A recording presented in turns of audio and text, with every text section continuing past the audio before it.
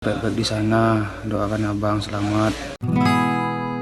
Tak disangka jadi pesan terakhir, Ratu Rifan Alamsyah gugur saat tugas di Papua baru beberapa bulan menikah.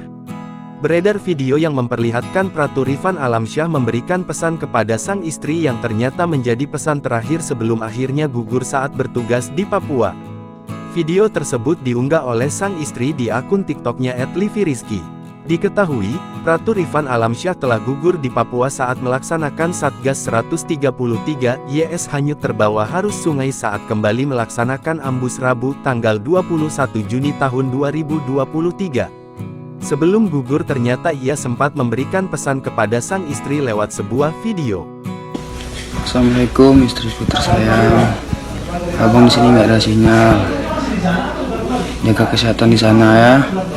Ini abang minta tolong sama Om Rifki untuk kirimkan video karena abang nggak ada sinyal. Dan nomor udah abang kasih sama Om Rifki.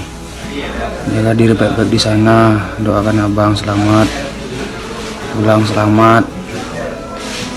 Dan doakan juga abang ya. Assalamualaikum. I love you sayang.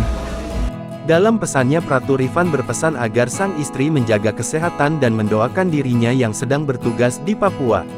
Namun, takdir berkata lain, ternyata pesan tersebut pun menjadi pesan perpisahan. Sang istri pun tampak mengunggah beberapa momen kebersamaan suaminya semasa hidup.